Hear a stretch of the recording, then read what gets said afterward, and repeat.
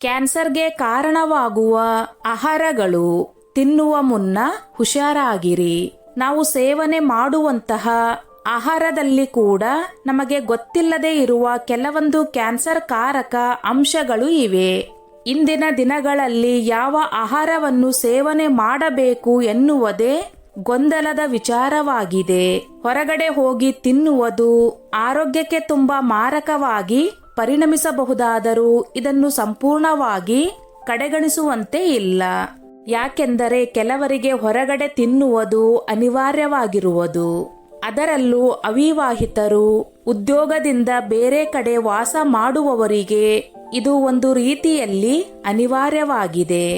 ಆದರೆ ಕೆಲವು ಆಹಾರಗಳು ನಮ್ಮ ದೇಹದಲ್ಲಿ ಕ್ಯಾನ್ಸರ್ ಕಾರಕವನ್ನು ಉಂಟು ಮಾಡಬಹುದು. ಅಂತಹ ಆಹಾರಗಳಿಂದ ದೂರವಿರುವುದು ಒಳಿತು. ಉಪ್ಪಿನಕಾಯಿ. ಅಧಿಕ ಸೋಡಿಯಂ ಹೊಂದಿರುವ ಉಪ್ಪಿನಕಾಯಿಯು ಹೊಟ್ಟೆಯ ಕ್ಯಾನ್ಸರ್ ಅಪಾಯ ಹೆಚ್ಚಿಸಬಹುದು. ಇದರಲ್ಲಿರುವ ಅಧಿಕ ಉಪ್ಪಿನಾಂಶವು ಹೊಟ್ಟೆಯ ಪದರಕ್ಕೆ ಹಾನಿ ಉಂಟು ಮಾಡಬಹುದು ಮತ್ತು ಹೆಲಿಕೋಬ್ಯಾಕ್ಟರ್ ಪೈಲೋರಿ ಎನ್ನುವ ಬ್ಯಾಕ್ಟೀರಿಯಾದ ಬೆಳವಣಿಗೆಗೆ ಕಾರಣವಾಗಬಹುದು. ಇದು ಕ್ಯಾನ್ಸರ್ ಉಂಟು ಮಾಡಬಹುದು. ಉಪ್ಪಿನಾಂಶವಿರುವ ಮೀನುಗಳು. ಹೆಚ್ಚಾಗಿ ಏಷ್ಯಾದ ಕೆಲವು ರಾಷ್ಟ್ರಗಳಲ್ಲಿ ಉಪ್ಪಿನ ಮೀನನ್ನು ಬಳಕೆ ಮಾಡುವರು. ಇದರಲ್ಲಿ ನೈಟ್ರೋಸಮೈನ್ಗಳು ಇದ್ದು ಕ್ಯಾನ್ಸರ್ ಕಾರಕವಾಗಿರುವ ಇದು ಕ್ಯಾನ್ಸರ್ ಉಂಟು ಮಾಡಬಹುದು. ಸೊಳ್ಳೆ ಓಡಿಸುವ ಬತ್ತಿಗಳು. ಸಾಮಾನ್ಯವಾಗಿ ಸೊಳ್ಳೆಗಳನ್ನು ಓಡಿಸಲು ಬಳಸುವುದು ಸೊಳ್ಳೆ ಸುರುಳಿಗಳು, ದ್ರವ ಆವಿಯಾಗುವಿಕೆಗಳು ಮತ್ತು ದ್ರವ ಔಷಧಗಳನ್ನು ಬಳಸಿ ಅವು ತಕ್ಷಣದ ಪರಿಹಾರವನ್ನು ನೀಡುತ್ತವೆ. ಆದರೆ ದೀರ್ಘಾವಧಿಯ ಮಾನ್ಯತೆ ನಮ್ಮ ಆರೋಗ್ಯಕ್ಕೆ ಗಂಭೀರ ಬೆದರಿಕೆಯಾಗಬಹುದು. ವಿಶೇಷವಾಗಿ ಕ್ಯಾನ್ಸರ್ ಸಂದರ್ಭದಲ್ಲಿ ಈ ಉತ್ಪನ್ನಗಳು ರಾಸಾಯನಿಕಗಳನ್ನು ಒಳಗೊಂಡಿರುತ್ತವೆ. ಅದು ಮಾನವನ ದೇಹಕ್ಕೆ ವಿಷಕಾರಿ ಮತ್ತು ಕ್ಯಾನ್ಸರ್ ಜನಕವಾಗಿರುತ್ತದೆ. ಸೊಳ್ಳೆ ಕೊಲ್ಲುವ ಸುರಳಿಯ ಬಗ್ಗೆ ಮೊದಲು ಮಾತುಕತೆ. ಸುರುಳಿ ಸುಟ್ಟು ಹೋದಾಗ ಹೊಗೆ ಅದರಿಂದ ಹೊರಬರುತ್ತದೆ. ಇದು ಮುಖ್ಯವಾಗಿ ಪ್ಯಾರಾಥ್ರೈಡ್ಗಳು, ಎಲೆಥ್ರಿನ್ ಮತ್ತು ಕೆಲವೊಮ್ಮೆ ಆರ್ಗೊನೋಫ್ಯಾಟ್ಗಳಂತಹ ರಾಸಾಯನಿಕಗಳನ್ನು ಹೊಂದಿರುತ್ತದೆ. ಇದರೊಂದಿಗೆ ಇದು ಬೈಂಡರ್ ಮತ್ತು ಜೀವರಾಶಿ ಫಿಲ್ಲರ್ ಅನ್ನು ಹೊಂದಿರುತ್ತದೆ. ಇದು ಸುಡುವಾಗ ಫಾರ್ಮಲ್ಡಿಹೈಡ್ನಂತಹ ಹಾನಿಕಾರಕ ಅನಿಲಗಳನ್ನು ಬಿಡುಗಡೆ ಮಾಡುತ್ತದೆ. ವಿಶ್ವ ಆರೋಗ್ಯ ಸಂಸ್ಥೆಯ ವರದಿಯ ಪ್ರಕಾರ ಇಡೀ ರಾತ್ರಿ ಸುಡುವ ಸೊಳ್ಳೆ ಕಾಯಿಲ್ 100 ಸಿಗರೇಟ್ಗಳಷ್ಟು ಹೊಗೆಯನ್ನು ಉಂಟು ಮಾಡುತ್ತದೆ. ಈಗ ಯೋಚಿಸಿ, ಈ ಹೊಗೆ ಮುಚ್ಚಿದ ಕೋಣೆಯಲ್ಲಿ ಉಸಿರಾಟದ ಮೂಲಕ ಶ್ವಾಸಕೋಶಕ್ಕೆ ಹೋದರೆ ಅದು ನಮ್ಮ ಉಸಿರಾಟದ ವ್ಯವಸ್ಥೆಯ ಮೇಲೆ ಎಷ್ಟರ ಮಟ್ಟಿಗೆ ಪರಿಣಾಮ ಬೀರುತ್ತದೆ. ಈ ಹೊಗೆಯಲ್ಲಿರುವ ರಾಸಾಯನಿಕಗಳು ಶ್ವಾಸಕೋಶದ ಕೋಶಗಳನ್ನು ಹಾನಿಗೊಳಿಸುತ್ತವೆ. ಇದು ದೀರ್ಘಕಾಲದ ಉರಿಯೂತಕ್ಕೆ ಕಾರಣವಾಗುತ್ತದೆ. ಈ ಉರಿಯೂತವು ನಿರಂತರವಾಗಿದ್ದರೆ ಜೀವಕೋಶಗಳಲ್ಲಿ ಡಿಎನ್ಎಗೆ ಹಾನಿ ಮಾಡಲು ಪ್ರಾರಂಭಿಸುತ್ತದೆ. ಇದು ಕ್ಯಾನ್ಸರ್ ಅನ್ನು ಪ್ರಾರಂಭಿಸಬಹುದು, ವಿಶೇಷವಾಗಿ ಶ್ವಾಸಕೋಶದ ಕ್ಯಾನ್ಸರ್ ಮತ್ತು ಮೂಗಿನ ಅಥವಾ ಗಂಟಲು ಕ್ಯಾನ್ಸರ್. ಕೂದಲಿಗೆ ಹಚ್ಚುವ ಕೃತಕ ಬಣ್ಣಗಳು. ಇತ್ತೀಚಿನ ದಿನಗಳಲ್ಲಿ ಕೂದಲು ಬಣ್ಣ ಡೈ ಸಾಮಾನ್ಯ ಫ್ಯಾಷನ್ ಮತ್ತು ಅಂದಗೊಳಿಸುವಿಕೆಯ ಒಂದು ಭಾಗವಾಗಿದೆ. ಆದರೆ ಕೂದಲು ಬಣ್ಣವನ್ನು ಅತಿಯಾದ ಮತ್ತು ದೀರ್ಘಕಾಲದ ಬಳಕೆಯು ಕ್ಯಾನ್ಸರ್ ಅಪಾಯವನ್ನು ಹೆಚ್ಚಿಸುತ್ತದೆ ಎಂದು ನಿಮಗೆ ತಿಳಿದಿದೆಯೇ? ಅನೇಕ ಕೂದಲು ಬಣ್ಣ ಉತ್ಪನ್ನಗಳು ಕ್ಯಾನ್ಸರ್ ಜನಕ ಆಗಿರಬಹುದಾದ ರಾಸಾಯನಿಕಗಳನ್ನು ಒಳಗೊಂಡಿರುತ್ತವೆ. ಅಂದರೆ ಅವು ದೇಹದ ಜೀವಕೋಶಗಳಲ್ಲಿ ಡಿಎನ್ಎಗೆ ಹಾನಿಯಾಗಬಹುದು ಮತ್ತು ಕ್ಯಾನ್ಸರ್ಗೆ ಕಾರಣವಾಗಬಹುದು. ಈ ಕೂದಲಿನ ಬಣ್ಣಗಳಲ್ಲಿ ಪಿಪಿ, ಫಿನೈಲ್ಎಂಡಿಮೈನ್, ಪಿಪಿಡಿ ಮತ್ತು ಟೋಲುಯೇನ್ 2,5-ಡೈಮೈನ್ ನಂತಹ ಏರೋಮೈಟಿಕ್ ಅಮೈನ್ಗಳು ದೊಡ್ಡ ಕಾಳಜಿಯಾಗಿದೆ. ಈ ರಾಸಾಯನಿಕಗಳು ನೆತ್ತಿಯ ಚರ್ಮದೊಂದಿಗೆ ಸಂಪರ್ಕಕ್ಕೆ ಬಂದಾಗ ಇವು ಚರ್ಮದ ರಂಧ್ರಗಳಿಂದ ದೇಹವನ್ನು ಪ್ರವೇಶಿಸಬಹುದು. ಈ ರಾಸಾಯನಿಕಗಳು ಡಿಎನ್ಎ ಒಂದಿಗೆ ಕಾರ್ಯನಿರ್ವಹಿಸಬಲ್ಲವು. ಇದು ಜೀವಕೋಶಗಳಲ್ಲಿನ ರೂಪಾಂತರಕ್ಕೆ ಕಾರಣವಾಗಬಹುದು ಎಂದು ಕೆಲವು ಅಧ್ಯಯನಗಳು ಬಹಿರಂಗಪಡಿಸಿವೆ ಮತ್ತು ಈ ರೂಪಾಂತರಗಳು ಭವಿಷ್ಯದಲ್ಲಿ ಕ್ಯಾನ್ಸರ್ಗೆ ಕಾರಣವಾಗಬಹುದು. Mobile phone. ಇತ್ತೀಚಿನ ದಿನಗಳಲ್ಲಿ ಮೊಬೈಲ್ ಫೋನ್ಗಳು ನಮ್ಮ ದಿನಚರಿಯ ಪ್ರಮುಖ ಭಾಗವಾಗಿದೆ. ಆದರೆ ಅದೇ ಸಮಯದಲ್ಲಿ ಗಂಭೀರವಾದ ಪ್ರಶ್ನೆಯು ಉದ್ಭವಿಸುತ್ತದೆ.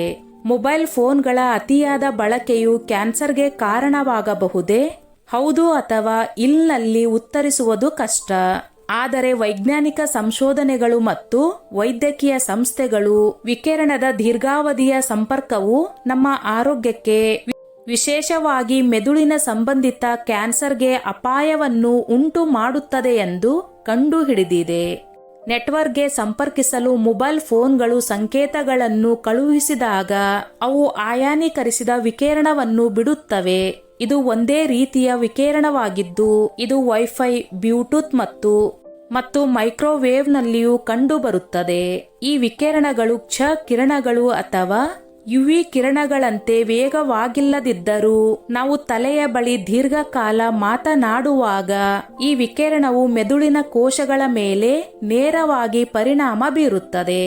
ಈ ವಿಕಿರಣದ ದೀರ್ಘಕಾಲದ ಸಂಪರ್ಕವು ವಿಶೇಷವಾಗಿ ಒಂದೇ ಬದಿಯಲ್ಲಿ ಮೆದುಳಿನ ಕೋಶಗಳಲ್ಲಿ ಶಾಖವನ್ನು ಉಂಟು ಮಾಡುತ್ತದೆ. ಇದು ಡಿಎನ್ಎಯಲ್ಲಿ ಸೂಕ್ಷ್ಮ ಬದಲಾವಣೆಗಳಿಗೆ ಕಾರಣವಾಗಬಹುದು ಮತ್ತು ಕ್ಯಾನ್ಸರ್ ಕ್ರಿಯೆಯನ್ನು ಪ್ರಾರಂಭಿಸಬಹುದು.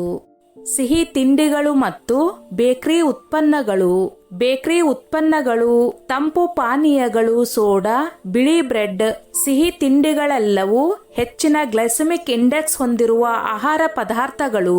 ಇವುಗಳನ್ನು ತಿನ್ನುವುದು ಕ್ಯಾನ್ಸರ್ ಅಪಾಯವನ್ನು ಹೆಚ್ಚಿಸುತ್ತದೆ. ಗ್ಲೈಸೆಮಿಕ್ ಸೂಚ್ಯಂಕವು ದೇಹದಲ್ಲಿನ ರಕ್ತದಲ್ಲಿನ ಸಕ್ಕರೆಯ ಮಟ್ಟವನ್ನು ಹೆಚ್ಚಿಸಲು ಕಾರಣವಾಗುವ ಅಂಶಗಳಾಗಿವೆ. ಆದ್ದರಿಂದ ಅವುಗಳನ್ನು ಸಂಪೂರ್ಣವಾಗಿ ತಪ್ಪಿಸಿ, ಏಕೆಂದರೆ ಕ್ಯಾನ್ಸರ್ ಕೋಶಗಳು ಬೆಳೆಯಲು ಕೇವಲ ಸಕ್ಕರೆಯನ್ನು ಇಂಧನವಾಗಿ ಬಳಸುತ್ತವೆ. ಆಲೂಗಡ್ಡೆ ಚಿಪ್ಸ್ ಮಾಡುವ ಪ್ರಕ್ರಿಯೆಯಲ್ಲಿ ಬಹಳಷ್ಟು ಎಣ್ಣೆ ಮತ್ತು ಉಪ್ಪನ್ನು ಬಳಕೆ ಮಾಡಲಾಗುತ್ತದೆ. ಅವು ತಿನ್ನಲು ತುಂಬಾ ರುಚಿಕರವಾಗಿರುತ್ತವೆ ಎಂಬುದರಲ್ಲಿ ಸಂದೇಹವಿಲ್ಲ. ಮಕ್ಕಳು ಇದನ್ನು ತುಂಬಾ ಇಷ್ಟಪಟ್ಟು ತಿನ್ನುತ್ತಾರೆ. ಆದರೆ ಅದರಲ್ಲಿ ಉಪ್ಪು, ಅನಾರೋಗ್ಯಕರ ಕೊಬ್ಬಿನ ಜೊತೆಗೆ ಅಕ್ರಿಲಾಮೈಡ್ ಎಂಬ ರಾಸಾಯನಿಕವು ಸಮೃದ್ಧವಾಗಿದೆ ಎಂದು ನಿಮಗೆ ತಿಳಿದಿದೆಯೇ? ಇದು ಹೆಚ್ಚಿನ ತಾಪಮಾನದಲ್ಲಿ ಅಡುಗೆ ಮಾಡುವುದರಿಂದ ಉಂಟಾಗುತ್ತದೆ. ಅಕ್ರಿಲಾಮೈಡ್ ದೇಹದಲ್ಲಿ ಕ್ಯಾನ್ಸರ್ ಕೋಶಗಳನ್ನು ಉತ್ತೇಜಿಸುವ ಸಾಧ್ಯತೆಗಳನ್ನು ಹೆಚ್ಚಿಸುತ್ತದೆ. ಸಂಸ್ಕರಿಸಿದ ಬಿಳಿ ಹಿಟ್ಟು. ಕೆಲವರು ಬೆಳಗಿನ ತಿಂಡಿಗಾಗಿ ರಾತ್ರಿ ಸಮಯದಲ್ಲಿ ಚಪಾತಿ ಹಿಟ್ಟು ಕಲಸಿ ಇಡುತ್ತಾರೆ. ಹೀಗೆ ಮಾಡಬಾರದು, ಇದರಿಂದ ಕ್ಯಾನ್ಸರ್ ಅಪಾಯ ಹೆಚ್ಚಾಗುತ್ತದೆ. ಸಂಸ್ಕರಿಸಿದ ಹಿಟ್ಟು ಮೂಲ ಗೋಧಿ ಹಿಟ್ಟಿನಲ್ಲಿರುವ ಪೌಷ್ಟಿಕಾಂಶಗಳನ್ನು ತೆಗೆದುಹಾಕುತ್ತದೆ. ಇಷ್ಟೇ ಅಲ್ಲದೆ ಹೊಳೆಯುವ ಬಿಳಿ ಬಣ್ಣಕ್ಕಾಗಿ ಹಿಟ್ಟನ್ನು ಕ್ಲೋರಿನ್ ಗ್ಯಾಸ್ನಿಂದ ಬ್ಲೀಚ್ ಮಾಡಲಾಗುತ್ತದೆ.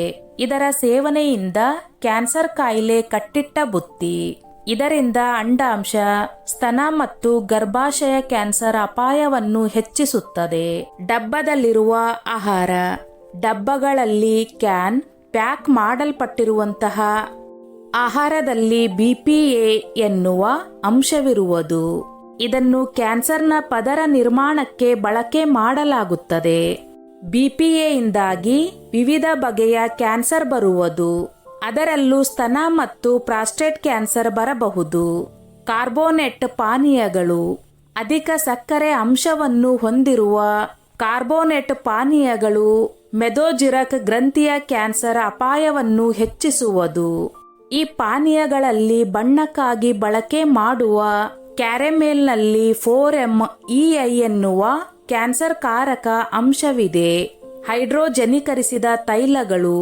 ಸಂಸ್ಕರಿಸಿದ ಆಹಾರಗಳು ಹೆಚ್ಚು ಬಾಳಿಕೆ ಬರಲು ಹೈಡ್ರೋಜನೀಕರಿಸಿದ ತೈಲಗಳನ್ನು ಬಳಕೆ ಮಾಡಲಾಗುತ್ತದೆ.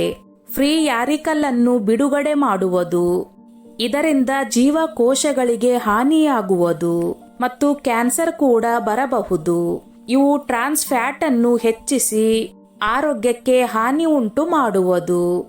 ಸ್ನೇಹಿತರೆ, ಈ ನನ್ನ ಮಾಹಿತಿ ನಿಮಗೆ ಇಷ್ಟವಾಗಿದ್ದಲ್ಲಿ ದಯವಿಟ್ಟು ಶೇರ್ ಮಾಡಿ, ಲೈಕ್ ಮಾಡಿ ಮತ್ತು ಸಬ್ಸ್ಕ್ರೈಬ್ ಮಾಡಿ.